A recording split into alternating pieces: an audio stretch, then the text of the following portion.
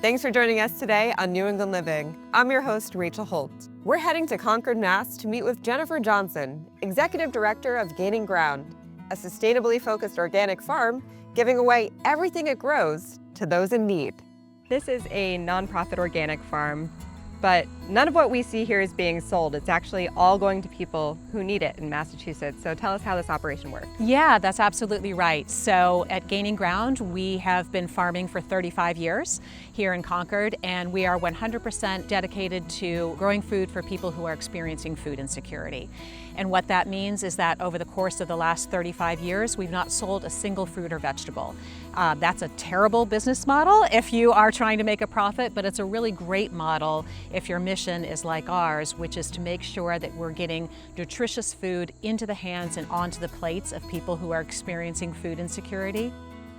We want people to experience the joy and pleasure of eating good food that is healthy and beneficial to them. And there are lots of folks in our area who might have cultural ties to different countries or different traditions, and their foods are not often, or I should say in many cases never, available at food banks and pantries. And so what we're trying to do here at Gaining Ground is grow between 50 and 60 different varieties of crops per year, all 12 months of the year, and distributing this food to 10,000 people who live all across the greater Boston, Lowell, and Metro West region.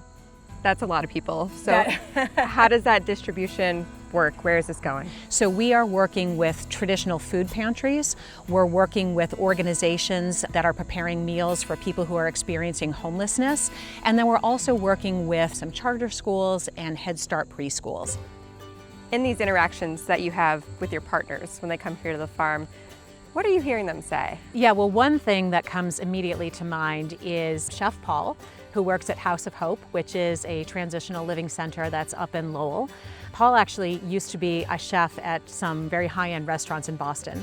And what he says is that the food that he gets from Gaining Ground is actually better quality than what he was getting when he was paying top dollar for ingredients in those fancy kitchens. This is heavily volunteer driven. It is. So we actually have about 3,800 volunteers that come every single year. Typically, when you think of volunteering on a farm, you think about actually volunteering in the fields, but we also have folks helping around a lot with some of the other sort of behind the scenes things, helping us wash the bins, helping us line the banana boxes with our biodegradable liners. All of our food gets distributed out in these very sturdy banana boxes. We also have people help in the office.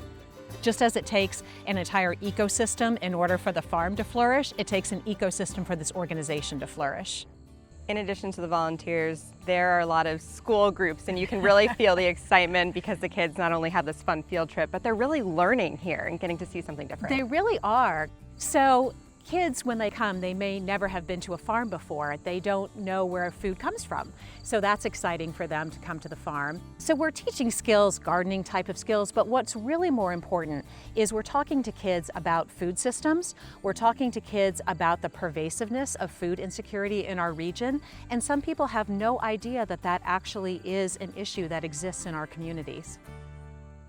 How much of this amazing and delicious organic food are you producing in a given year? So last year we grew over 600,000 individual servings of organic fruits and vegetables. That's about 140,000 pounds of food. That's going to 10,000 people in eastern Massachusetts, from greater Boston to Lowell to the Metro West. And this is something that you probably don't see under those circumstances a lot.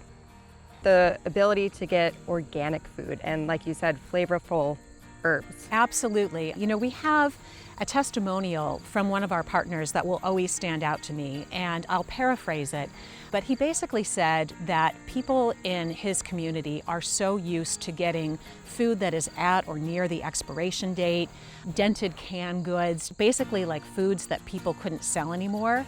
And so they are used to being treated as less than for people who can pay the premium price for organic fruits and vegetables. When they receive Gaining Ground's food, it makes them feel a sense of dignity of being treated as equals. There's such an assortment of crops around us, and flowers too. Where are and those flowers, going? yeah. So we need to plant the flowers in order to attract pollinators to our fields, but then we have the benefit of having these gorgeous flowers. So we also distribute flowers to our hunger relief partners. We also have a few of our partners who get small bouquets of free flowers each week as part of their free weekly vegetable distribution.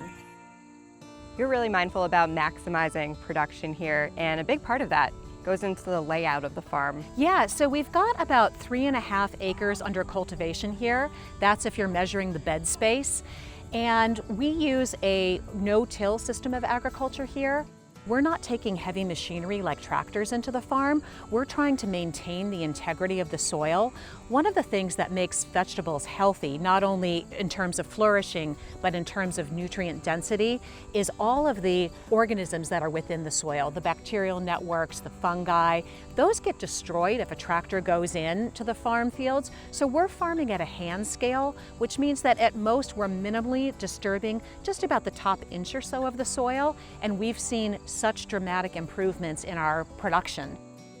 We've actually been part of a USDA study that have shown that vegetables grown in a no-till system have more nutrient density even than vegetables grown on an organic tractor farm. So it's about that, but it also is about maximizing the amount that we can regeneratively get from this farm. On this same parcel of land here, we moved to no-till agriculture in 2015, and we have had some infrastructure improvements since then, but we've actually experienced a tripling of our production, which we really tie back to the additional benefits that we're getting from no-till agriculture. What does an average day on the farm look like? Well, certainly our farm crew is an incredibly smart, talented, hardworking, and dedicated crew. In the summertime, they can be here as early as 6:30 in the morning, and they are working doing things like harvesting in the morning before the sun is too high in the sky and really beating down in the heat. They are weeding, they are planting, they're doing washing and packing. In addition to farming in the fields, we have structures called hoop houses, which provide season extension. That's where we grow a lot of our tomatoes and our cucumbers during the season. And so they might be trellising the tomato vines. They might be trellising cucumber vines. So it really is a profession that taps into a lot of different skills.